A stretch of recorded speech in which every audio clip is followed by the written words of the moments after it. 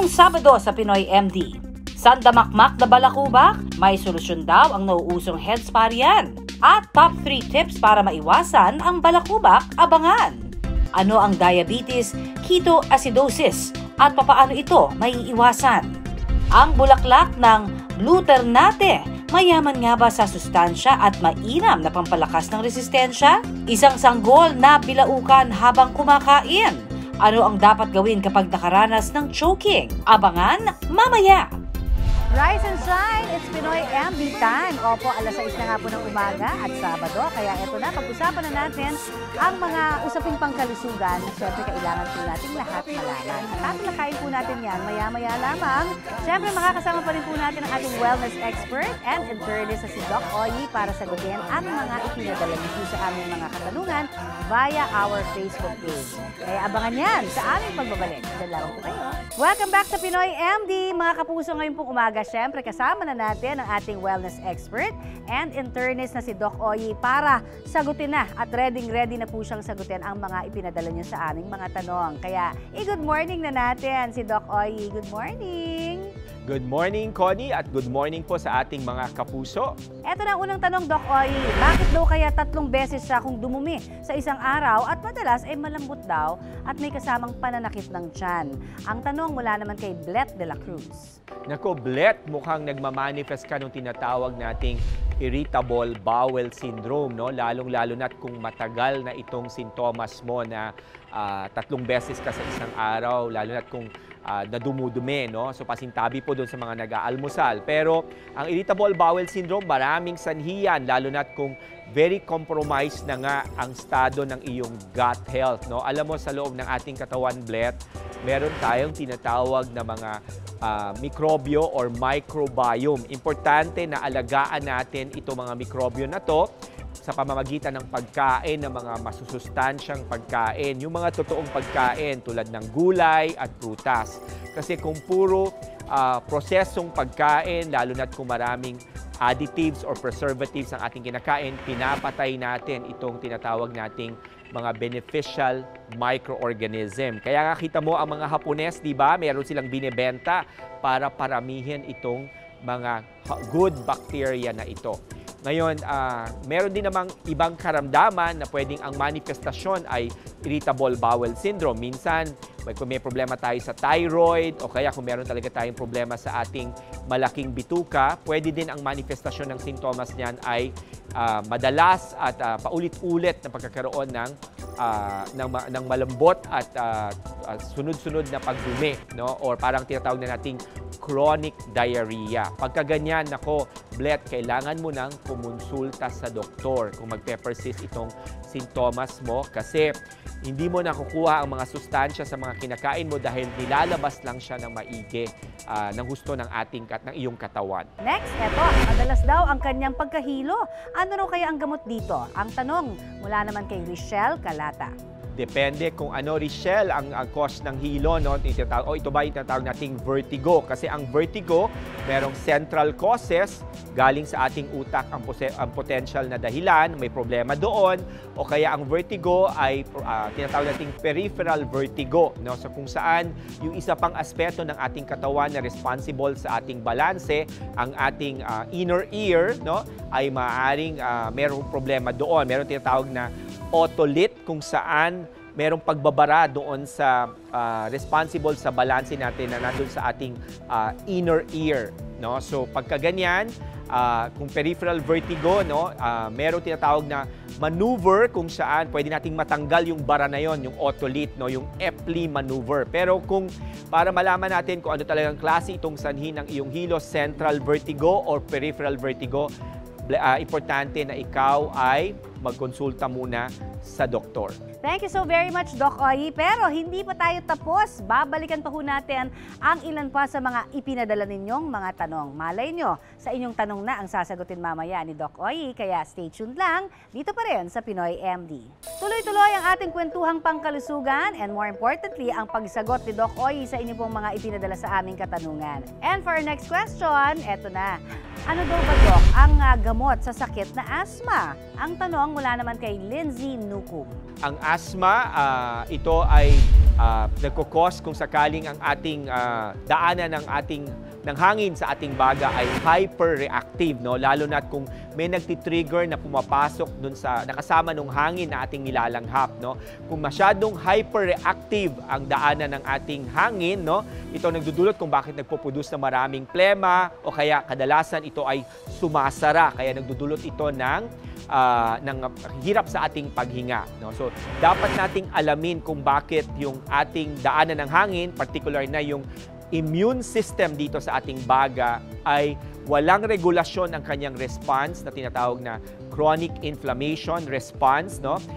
Maaaring may nagtitrigger nito galing sa environment or maaari din nagtitrigger galing sa mga bagay na ginagawa natin tulad ng stress o minsan sobrang ehersisyo or minsan ang asthma can also be triggered by certain type of foods, no, that acts like a food reactants or food triggers. Thank you so very much, Doc Oy, sa pagsagot ng mga katanungan na ipinadala sa atin ng mga ka-Facebook dyan sa Pinoy MD. Keep them coming, guys, dahil marami pa tayong mga tanong na kailangan ninyong malaman, di ba? Na yung sagot, mula sa eksperto katulad ni Doc Oy. Kaya abangan sa ating mga susunod na Saturday mornings yan with Pinoy MD. Magbabalik pa rin po tayo for more information on health dito pa rin sa ating programang Pinoy MD.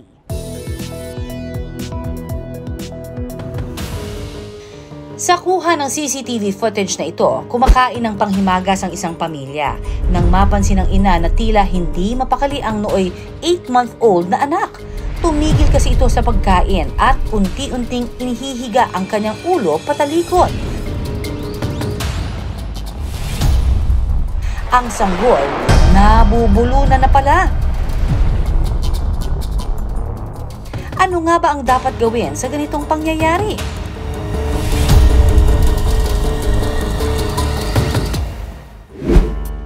Ang mommy sa video ay ang 35-year-old na si Mommy Prax. Bilang first-time mom, sinisiguro niya raw na sapat ang nutrisyon na nakukuha ni Baby Marcos. Nag-research talaga ako ano ba yung nutrients na kailangan nila intake. Ilang calories ba yung kailangan? Siyempre, I'm not a doctor, pero based on searching it, ilan yung calories na kailangan nilang yung kainin, ano yung mga nutrients na kailangan nilang magkaroon. Pero kahit maliit pa ang anak, sinasanay na rin daw niya ito na kumaing mag-isa o yung tinatawag na baby-led weaning. We want them to be independent as much as possible. While yes, they are babies, they are dependent on us parents or adults, we want to give them a semblance na kaya din nila or building hanggang eventually sila na. Nang minsan daw maghanda si Mommy Prax ng hinog na papaya, hiniwa niya raw ito ng maliliit na piraso para sa kanyang nooy 8 buwang gulang na anak na si Marcos. Yung pagkain namin is normal food namin. So, wala naman ako ini-expect na mangyayari. Akala ko pagtas kumain, okay na. It just so happens na sa gitna ng pagkain namin, biglang tumahimik si Marcos. Ang bata, natigilan. Dito na nataranta si Mommy Prax. Doon ko na-realize na may something wrong. Pag kumakain kasi, natural for kids na marinig na naggagag or yung medyo na bibilao ka. That time, wala talaga naririnig, pero parang gusto niyang umubo or sumigaw. Doon na ako nagpanik na may something wrong. Inihihilig na rin ni Baby Marcos ang kanyang ulo patalikod at unti-unti rin namula ang kanyang muka. Dito na napagtanto ni Mommy Prax na si Baby Marcos pala nabubulunan. Doon ako nagsabi, okay, try mo pa, try mo. Pinapagal ko, ayaw talaga. Hanggang talagang parang humiga siya, gasping for air. Noon ko na tinawag si Nicole na sabi ko, Be, tulungan mo ko, tingnan mo ano nangyari.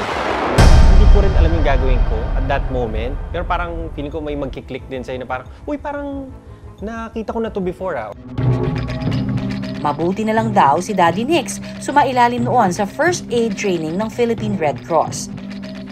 Siguro 7 to 10 years na yung seminar na yun.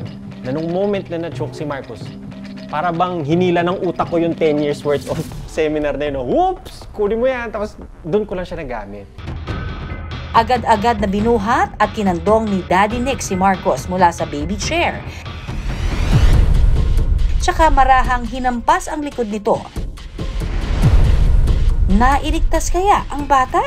Abangan mamaya.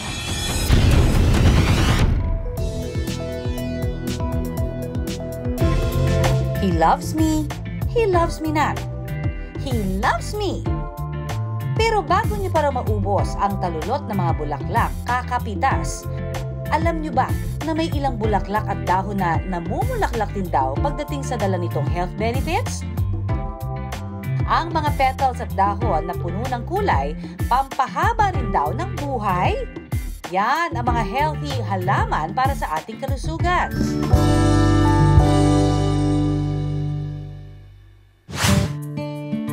Ang 34-year-old na si Mommy Paula, mahilig daw sa bulaklak ng ternate. Hindi raw para gawing dekorasyon ha, kundi para ihalo sa pagkain. Batay raw kasi sa research ni Mommy Paula, ang blue ternate o ang butterfly pea, mainam kung gustong magpaka-healthy. Actually, nag-start yon nung napatira kami sa Batangas sa side ng husband ko. Meron kasi sila doon tanim talaga. Doon talaga malalago yung tanim ng blue ternate. Ang alam lang namin before is tea. Tapos, since marami yung bunga nun yung bulaklak doon sa Batangas, naisip namin, paano pa kaya yung meron pa kaya ibang recipes na pwedeng paggamitan ng bulaklak? Kasi sayang. Mula sa biniling unang 2 bungkus ng blue ternate, sinimulan niyang itanim ito sa harap ng kanilang bahay. Madali lang daw kasi ito alagaan at halos araw-araw pa kung ito ay mamulaklak. Kung gusto mo siya ng fresh, yung kakainin, kunin mo na siya agad early in the morning or kahit mga before lunch. Pero pwede din kasi siyang dried, pang lagay sa tea. Kasi yung bulaklak na pinoproduce ngayon nung sa amin, parang sakto lang siya for everyday consumption. Hindi na namin madry. Pero teka, hindi lang daw ito pang tsaa. Nang sinimulan kasi nila ihalo ang blue ternate sa inumin at pagkain ng kanyang amang may diabetes, bumaba raw ang blood sugar nito. Si Papa nag-e-error nga yung yung sa glucometer nun kasi mataas talaga. Tapos ngayon, ang alam ko talaga, hindi siya nagme-maintenance. Mas mababa dun sa dati. Siguro ang highest na ngayon nasa 140, 130. Hindi na siya gumagamit ng maintenance niya for diabetes. Sabi namin, baka pwedeng gamitin na rin namin kay Mami. Since nasimulan na rin niya, yung kay Mami naman, for cholesterol naman kasi, lagi siyang high blood. So sabi namin, sige ituloy natin yung paggamit ng blue ternate. Pati nga raw sa kanin, inihahalo na nila ang blue ternate na blue rice kung tawagin. Huhugasan. Babanlian ng mainit na tubig at ihahalo sa isasaing na bigas. Babanlian mo muna yung flowers, saka mo siya ibubuhos yung tubig pag sinaing mo na para mas maganda yung kulay niya. Tsaka distributed talaga yung vitamins and minerals kung anong meron dun sa flower. Ayon sa registered nutritionist dietitian na si Reli Ann Palpalatok, may taglay na calcium, magnesium, potassium at phosphorus ang bulaklak na blue ternate o butterfly pea. Nakakatulong po ito sa ating bones, sa ating muscles, saka sa ating skins. Mayaman din ito sa anthocyanins. Ayon sa mga pag-aaral na nakakatulong po sa pagbababagal na pag-absorb po ng carbohydrate sa ating katawan, nakakatulong din po ito sa paglaban po sa pagtaas ng cancer cells sa ating katawan. Para i-level up ang pagiging healthy, hinahaluan din ni Mami Paula ang kanin ng malunggay powder na mayaman naman sa vitamins A, C, and E. Malunggay extract po ay mataas po yan sa vitamin C, A, saka C na nakakatulong po sa ating mata, sa skin at sa pag-fight po ng ating or pagtaas po ng immunity natin. Kaunting halo lang pagkakulo ng sinaing. At matapos ang 10 minuto, pwede nang ihain ang blue rice. Kakaiba man daw ang kulay, wala naman daw itong epekto pagdating sa lasa ng kanin. Hindi niya na-alter yung lasa ng pagkain. Kaya mas okay din siya. Pag nilagay mo siya sa salad, as in yung hilaw, para ka lang kumain ng wala talagang lasa. Healthy ang pambara, kaya healthy rin daw dapat ang panulak. Kaya ang blue rice, pinartneran pa ni Mami Paula ng butterfly pea lemonade na talaga namang easy peasy ang recipe. Ilagay lang sa mainit na tubig ang bulaklak ng blue ternate tsaka salain ang katas nito. Dagdagan pa ng asim sarap na kalamansi.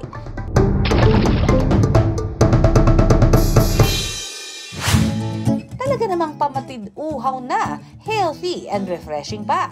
Kaya ang 3 taong gulang na chikiting ni Mami Paula na si Sky, picky eater no more. Masustansyang pagkain man daw kasi ang inihahanda ni Mami Paula, magana pa rin itong kumain dahil sa makukulay na pagkain nakahain. Hindi yan masyadong kumakain ng rice before. Minsan, puro ulam lang. Tapos nung nakita niya yung blue rice, yun, parang siguro nakita niya na kakaiba. Tapos yun, mas kinain niya. Tapos ngayon, tuloy-tuloy lang yung pagkain ng blue rice. The taste is like white rice. Favorite ko po kasi ang blue rice kasi masarap. Pero kung sa pagiging mainam sa kalusugan lang daw ang usapan, hindi raw pahuhuli ang makukulay na bougainvillea yan na madalas nating makita sa mga bakuran. Ang 26 anyos na si Chris, 5 taon nang nagtatrabaho bilang isang nurse. Kaya naman para sa kanya, importante na pangalagaan ang kalusugan. Sa work po namin, since healthcare provider po kami, so kailangan hindi po kami syempre magkasakit since kami po yung nagbibigay ng care sa patients namin. Sa family din, so kailangan, since kami yung exposed, so dapat malakas yung immune system namin, hindi kami dapat maka-acquire ng sakit. Isa raw sa nakita niyang mabisang pampalakas ng resistensya, ang bougainvillea na ginawang tsaa. Nakita ko naman yung explanation niya. Siyempre, as a nurse, kumbaga, binasa ko din yung content or kung ano ba yung mga possible effects or benefits na before po inumin. Yung lasa po niya, so very light lang naman siya. Medyo may bitter, may mapait lang na aftertaste. Sa paggawa ng kanyang bougainvillea lemon tea, tinatanggal niya muna ang gitnang bahagi o yung pinakabulaklak ng bougainvillea. Sunod niya itong hinuhugasan para mawala ang dumi o alikabok sa halaman. Tsaka ito pakukuluan ng 3 hanggang 5 minuto. Sabay dadagdagan ng honey para sa kaunting tamis, tsaka sasalain.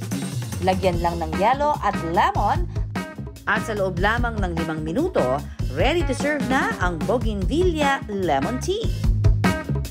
Nagtatalo ang tamis at asim, pero lasa mo yung honey. Meron po siyang tinatawag na beta-cyanins na isa po siyang chemical na madami po ang benefits nito tulad ng nakaka-help po sa immunity ng katawan. So with that one po, nakaka-help din po sa pag-prevent po ng cancer at saka yung hindi po niya pagdami, no?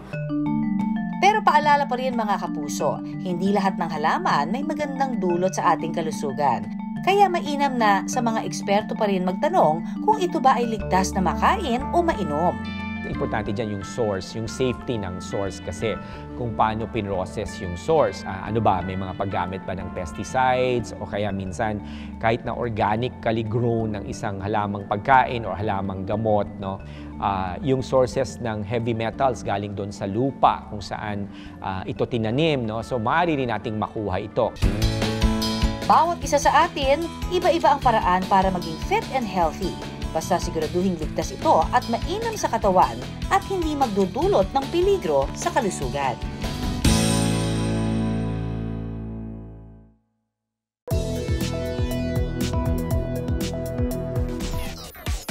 You are what you eat, ika nga nila. Kaya naman ang ating mga kapuso, kanya-kanyang dieta.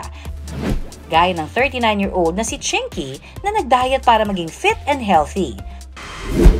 Ang problema, ang kanyang diet, muntik nang maging diet. Sa kanya kasing pagbabawas ng timbang, kamuntikan na raw siyang mamatay. 9 days akong nakoma doon. Doon, ilang beses din akong na-revive. 2015 nang ma-diagnose ng type 2 diabetes si Chinky. Simula noon, naging mapiling na raw siya sa pagkain. At sa kagustuhang mabantayan ang kanyang kalusugan, naghanap siya ng diet plan. Yung diet na ginawa ko before, hindi ako nag-take ng kahit anong may sugar and kahit anong may carbohydrates. Base sa sarili niyang research, ang kanyang napili no sugar, no carbs. Dahil sa ginawang no sugar, no carbs na diet sa loob ng 6 na buwan, nabawasan naman ang timbang si Chinky. Medyo overweight kasi ako noon eh. Mabilis siya kasi ilang weeks pa lang, talagang bababa agad yung timbang mo doon. Pero ang inakalang successful diet plan, nauwi pa sa trahedya. Gumising na lang ako ng isang araw nang sobrang masakit talaga yung ulo ko. Tapos nagsusuka ko. Tanghali, hindi ko na siya kinaya. Dinala na ako sa hospital. So akala lang namin nun is parang dehydration or food poisoning. Mula Batangas, isinugod si Chinky sa isang ospital sa Metro Manila. Parang kinabukasan may kailangan gawin sa akin na test. So kailangan naka-fasting ako so hindi ako pwede uminom ng tubig. Pero ang natatandaan ko lang nun is hanggang nung madaling araw lang yun. Na talagang yun lang natatandaan ko. Uhaw na uhaw ako tapos after nun wala na. Nakoma na ako nung tanghali. 9 na araw na nakomatose si Chinky sa ICU. Ilang beses din akong na-revive. Umabot yata ng apat na revive yon. Tapos, syempre na-intubate din ako. So, yun. And then, after na-intubate, nung kailangan siyang tanggalin, kinailangan ko namang magkaroon ng tracheostomy. Kaya may ganito ako sa leg kasi hindi ako makahinga ng mag-isa. Nagkaroon na pala siya ng diabetic ketoacidosis o DKA na isang komplikasyon ng diabetes. Sinabayan pa ng sepsis, pneumonia at intracerebral hemorrhage. Ang diabetic ketoacidosis ay isa sa mga kinakatakutang komplikasyon ng diabetes. Ito ay isang kondisyon kung saan labis-labis yung taas ng blood sugar ng mga pasyente. Ang karaniwang sintomas ng diabetic ketoacidosis ay madalas na pagkauhaw at pag-ihi. Kapag hindi na agapan, pwede pang makaramdam ng pagkahingal, sakit ng ulo, paninigas at pagsakit ng kalamnan, pati na pananakit ng tiyan at pagsusuka. Usually, nanggagaling yun dahil ang pasyente kakatiting na lang yung insulin sa katawan. Pag nagsama-sama, yung mataas na blood sugar, dehydration, build up ng acid sa katawan, yun ang nagkukos ng diabetic ketoacidosis. Mga kapuso, life-threatening ang sakit na DKA. Ang pagkakaroon kasi ng high levels ng ketones ay posibleng makalason sa ating katawan. Kaya mahalaga ang regular na pagkonsulta para mabantayan syempre yung ating mga sintomas. Yung ketones, ito yung parang chemical sa body na parang byproduct pag sobra-sobra yung breakdown ng fat sa katawan. Pag excessive or labis-labis ang pag-breakdown ng fat sa katawan, dumadami yung production ng ketones sa katawan. Sa kaso ni Chinky, dahil wala ng glucose sa kanyang katawan, nagsimula ng i-process ng kanyang katawan ang fats para maging enerhiya. Dahil dito, tumaas ang produksyon ng ketones at naging acidic ang dugo. Ayon sa eksperto, ang mga taong may type 1 diabetes ang madalas na nagkakaroon ng diabetic ketoacidosis. Pero alam niyo bang pwede ring mag-develop ang komplikasyon na ito sa mga may type 2 diabetes? Ang DKA, hindi lang naman siya exclusive lang. Sa type 1, in the past, mataas ang mortality rate ng diabetic ketoacidosis. Siguro I would say mga 80 to 90%. Pero ngayon, since mataas na yung awareness, lalo na sa mga doktor, with regards to DKA, madali nang na-identify at the emergency room level, madali na ring natitreat. Sa datos ng International Diabetes Federation, nasa 4.3 milyong katao na ang may diabetes sa bansa. Kaya ang tanong ng marami, ano nga ba ang tamang dieta para sa taong may diabetes? Importante lang actually is balanced diet. Konting carbohydrates, little fats, may protein ka, and syempre maraming gulay. Pag gumawa sila ng plato nila, yung kalahati nun, punuin nila ng gulay. Ang pinakagusto natin yung mga proteins galing sa halaman. So ano bang mga halimbawa nun? Munggo, that's rich in protein. Tofu, tokwa, mga plant-based protein yan. Magaganda yan para sa mga pasyenteng may diabetes. And also, isda. 1/4 of their plate, kanin, tinapay, noodles, carbohydrates. Ideally, mga carbohydrates na rich in fiber. Teka lang, Doc, bawal nga ba ang pagkain ng kanin sa mga may diabetes? Hindi natin kalaban ang kanin sa diabetes. Ang kalaban natin is maraming kanin. Just the right amount of carbohydrates, pwede pa rin in patients, pwede pa rin maka-achieve ng magandang glucose control. Hindi din po bawal ang fruit sa mga pasyenteng may diabetes, no? They can actually eat fruit kasi maganda sa fruits, natural sugars. Dagdag pa ni Doc, ang mga dapat daw iwasan, pag-inom ng soft drinks at alak, pati na paninigarilyo. Paalala naman ni Doc Ana sa mga may diabetes na gustong sumubok ng diet plan, mahalagang magpakonsulta muna sa doktor. Important talaga that they receive nutritional counseling at least once in their life, especially sa mga pasyenteng may diabetes, para malaman nila kung ano yung klase ng food at gaano kadaming food ang kakainin nila per meal. Samantala, pagkatapos ng mahigit isang buwan sa ospital, nakalabas na si Chinky. Unti-unti na ring bumalik ang lakas niya. Itinigil na rin niya ang ginawang diet plan. Kaya from no carbs, no sugar, balancing carbs na raw at balancing sugar. Binago ko nga is, syempre, una-una sa pagkain. Totally iniwasan ko yung mga pwedeng iwasan na pagkain, hindi lang yung matatamis. Aminado si Chinky na tumigil siya sa pag-inom ng maintenance bago ma-ospital. Nung nalaman kong diabetic ako, parang naggamot ako noon, pero hindi ganun katagal. Kaya ngayon, lesson learned na raw ang nangyari. Gamot talaga, importante. So kung ano yung mga naka-reseta, kailangan yun yung iti-take ko. And may regular check-up na ako ngayon. Paalala niya naman sa mga kapwa niya lumalaban sa sakit na diabetes. Kung magda-diet talaga tayo, kailangan mag-consult tayo sa mga doktor or sa mga nutritionists, dietitians. Kasi hindi natin pwedeng gayahin kung ano yung nakikita lang natin sa iba. Kasi maaaring sa iba umi-effect yun. Pero hindi kasi lahat ng diet para sa lahat ng tao. Mga kapuso, hindi basta-basta ang pagdadayet. Kailangan pa ring akma ito sa kondisyon ng iyong katawan.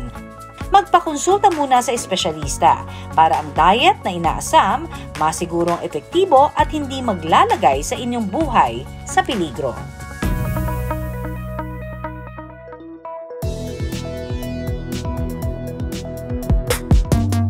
Stressed at aburido? Kahit sino mapapakamon na lang ng ulo. Pero si Pauline, kung magkamot mayat-maya. Ang ikinaka-stress pala niya raw kasi ang sandamakmak na balakubak. Sobrang kati. Teka, Pauline. Hinay-hinay ha sa pagkakamot at baka ma-stress din pati ang anit mo. To the rescue raw dyan ang isang klase ng head spa treatment na hindi lamang daw makatutulong sa dandruff. Tanggal din daw pati ang stress. Abangan yan mamaya. Ang 28-year-old na si Pauline, tampulan daw ng puso dahil sa kanyang kulot na buhok. Dati talaga, palagi akong inaasar. As in, kirara, kulot-salot, ganyan. Nung inaasar ako, medyo nawala yung self-confidence ko. Feeling ko nga, pagkakulot ka, pangit ako, ganyan. Pero imbis na magpakalugmok dahil sa buhok, si Pauline natutunan ng tanggapin at mahalin ito. Na-embrace ko na yung natural curls ko. Na-realize ko na mas bagay sa akin yung curly hair and maganda talaga siya. Kasi stand out siya. Para mas ma-manage ang kulot na buhok, Curly Girl Method o CGM ang gamit ni Pauline, kung saan gumagamit siya ng iba't ibang produkto para sa pagligo, pagkondisyon, pag-style at pagpapatuyo ng kanyang kulot na buhok. Pero dahil iba't ibang produkto ang gamit, simula na naman ang panibagong problema, ang mga namumuong balakubak. Kamot dito, kamot doon. Bahay, alis ka maya. Kahit pa may kausap. Ba't pakamot ka ng kamot? Kati, puro dandruff. Bayan, ang kati kasi, natalo tuloy. O di kaya'y naglilibang. Sobrang kati. Maging sa kanyang pagtulog, sige, kamot pa rin. Naku po. Malaking factor yung stress. Kapag talaga nasa stress ako, doon din lalong dumadami yung dandruff ko. Ayon sa dermatologist na si Doc Darius, maraming dahilan kung bakit nagkakabalakubak ang isang tao. Ang scalp buildup po or dandruff ay isa pong napakakaraniwang na uri ng problem ng balat na experience po ng halos kalahati ng ating population. Causes po nito ay pwede pong dahil sa genetic or immune predisposition po, sa stress din po, sa pagbabago-bago ng panahon, or hindi po kaya sa hair or sa scalp hygiene din po. Pero Doc Darius, bakit nga ba kamot ng kamot ang isang taong may balakubak? Ang dandruff ay nakaka-trigger po ng immune response ng katawan, and isa po sa mga immune responses na ito ay ang pag-develop po ng pangangati at ng pamumula po sa ibang instances po. Si Pauline, sumubok na raw ng iba't ibang DIY o do-it-yourself na pantanggal ng dandruff. Ang remedy ko sa dandruff, naglalagay ako ng apple cider vinegar sa buhok ko. Gumagamit ako ng mga tea tree products, shampoo and conditioner. Nababawasan naman, pero ang kanyang balakubak, pabalik-balik. Kung dandruff shampoo ang takbuhan ng ibang problemado sa balakubak, ang iba naman, head spa ang sinusubukan. May isa hong spa na nag-o-offer ng kakaibang head massage na hindi lang makakaalis ng stress, kundi makatutulong din daw makabawasan ang problema sa ating buhok at anit. Ang Japanese head spa po ay isang klase ng scalp treatment para po makatulong sa pagpapagaling ng ilang kondisyon sa ating scalp. Mahalagang parte ng ancient Japanese wellness tradition ang head spa. Dahil sa katatagan, ginagawa na rin ito sa iba't ibang bansa sa Asia at maging sa Amerika. Kaya para tingnan kung masosolusyonan nito ang balakubak, sinamahan namin si Pauline para magpa-Japanese head spa.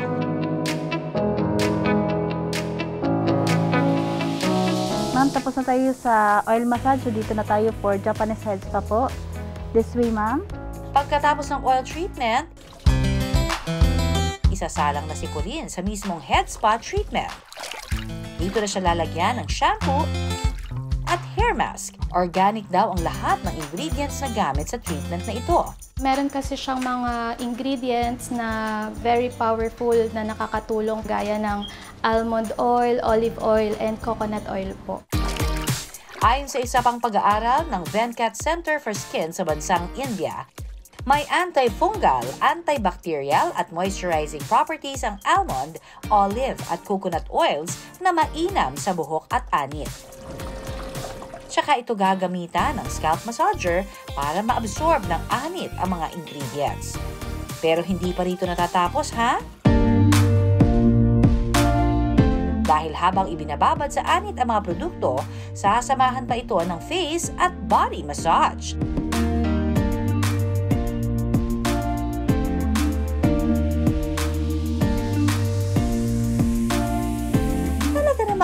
Relaxing.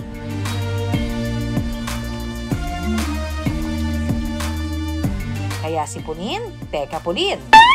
Pauline, nakatulog na. Pagkatapos ng isang oras,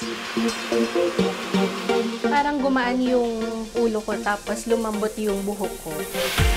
Ang dating oily na buhok, looking fresh and healthy na ngayon.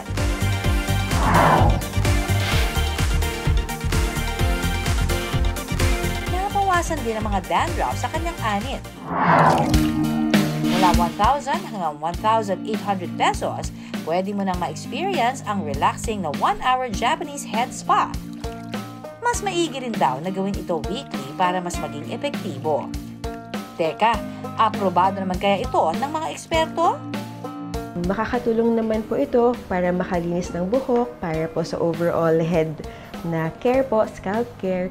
Pero kung wala po siyang mga kaakibat na active ingredients tulad po ng ketoconazole, zinc pyrithione, or selenium sulfide, hindi din po nito magagawang mapagaan or bigyan ng lunas yung dandruff po natin. Pero paalala ni Doc, kapag mayroon pong mga sugat or dandruff build-up or pag nagkakaroon na po ng mga pula-pulang patche sa anit or areas po na nakakalbo compared sa ibang areas, kailangan na po talaga magpatingin sa doktor. Pero para sa mga mga tight ang budget at gusto ng affordable remedy sa balakubak, ito raw ang top 3 tanggal dandruff tips para sa inyo. Hair tip number 1. Kung napapansin natin na makapal na po yung dandruff, pwede po tayo mag-apply ng unscented na baby oil po doon sa areas na makapal, 30 minutes po bago maligo. Ipapatak po ito, tapos imamassage gently yung scalp para ma-dislodge po yung dandruff. Hair tip number 2. Gumamit ng mga anti-dandruff products na may active ingredients tulad ng selenium sulfide at zinc glutathione. At hair tip number 3, siguraduhin may proper hair care o hygiene. Kapag po oily ang inyong scalp, ang skin po at lagi pong madumi yung area, humid po yung area, daily po talaga ang recommended na pagliligo or paghugas ng buhok po. Kapag may balakubak at ikay nangangati, iwasan na ang magpaka-stress and take time to treat your hair and body. Para iwas kamot, tanggal pa ang pagkayamot.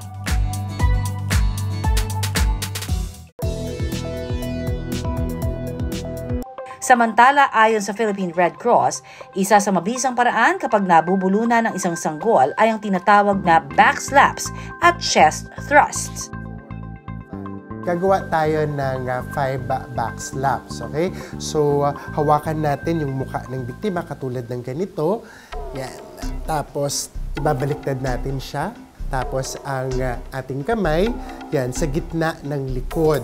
So, again, 5 back slaps. 1, 2, 3, 4, 5. Katapos naman nito, ibabaliktad natin yung sanggol. Yan. Mas maganda kung mayroong flat na surface sa paggawa ng 5 chest thrusts. So, sa pagitan ng mga nipples, yan, 2 daliri, doon sa gitna ng dibdib, gagawa tayo ng 5 chest thrusts. 1, 2, 3, 4, 5. So, gagawin natin to alternately hanggang sa matanggal yung ating object. Ayon pa sa Red Cross, senyalis daw na posibleng nabubulunan ng isang sanggol kapag hindi ito mapakali, hindi nakapagsasalita o nakagagawa ng tunog o ingay. Senyalis din ang pag-iba ng kulay ng katawan ni baby. Kung medyo matagal na ang choking, maaaring makikita natin na nangangasul yung bata, or ang tawag natin dito sa medical term is cyanotic, or bluish discoloration of the skin due to decreased of oxygen in the body. Kapag nangyari ito, agad tignan ang lalamunan ng sanggol para malaman kung may nakabara. Iwasan natin yung tinatawag na blind finger sweep. Yung blind finger sweep is yung kahit wala tayong nakikita, dudut-dutin natin siya na as if meron para lang maklear yung airway. So kung obvious at kita yung object, that's the time you do finger sweep. Ayon sa pediatrician na si Doc Paul Bansil, madalas daw talagang nabubulunan ang mga sanggol dahil hindi pa mature ang gastrointestinal tract nito. Passage of food nila, hindi pa ganun kaganda. So, usually po, ang pinapakain po natin sa kanila, puree o mga mashed na pagkain o dinurog na pagkain. Inirerekomenda ni Doc Bansil na puree food o mga dinurog na pagkain ang ibigay sa mga sanggol pagtungtong nito ng 6 na buwan. Mas maganda po pag kumakain po tayo mga dinurog na gulay, tsaka mga prutas, kasi po wala pa po silang ngipin, pag tumutubo pa lang po ang ngipin nila. Pagdating naman daw ng 9 na buwang gulang ng sanggol, pwede na itong pakainin ng finger foods o maliliit na hiwa ng pagkain. Pero paalala ni Doc, kailangan itong may patnubay at gabay ng magulang. Dapat po talaga, nandun po tayo habang kumakain sila. Sabayan po natin sila. Kasi in a span of ilang minutes lang, delikado po eh. Pwede po sila mag-choke, pwede po sila mag-aspirate at mangitim po yung bata. Siguraduhin maliliit din daw ang hiwa at tanging malalambot na parte lamang ng pagkain ang ibigay kay baby. Sa kaso raw kasi ni Baby Marcos, posibleng may naisamang matigas na bahagi ng papaya rito. Nung nakita ko yung papaya, on my part, as much as very cautious and hands-on ako sa pag-prepare, may nasama na, hindi siya sa size, but it's the kung gaano siya kalambot or katigas. Matapos sa mahigit 1 minuto sa tulong ng ginawang backslap ni Daddy Nix, natanggal ang nakabarang papaya sa lalamunan ni Baby Marcos. Kaya naman si Mommy Prax tila nabunutan din daw ng tinik. More than fear, nagpanik ako. Anong gagawin ko? Kasi alam ko, in a few seconds or minutes na hindi ito masolve, pwedeng namatay na si Marcos. Sa ngayon, natuto na raw si Mommy Prax. Bukod sa pagsisigurong masustansya ang pagkaing inihahain, ang paghahanda at paghihiwa nito dapat masinsin din. Nasa 3 taong gulang na ngayon si Marcos at magana ng kumain. Enjoy ako kumain. Favorite ko na food ay takwan. Paalala sa mga kapuso nating mommies out there, maging mapanuri sa mga ibinibigay nating pagkain sa ating mga anak. Dahil ang isang maliit na bagay, posible lang mauwi sa pag-aagaw buhay.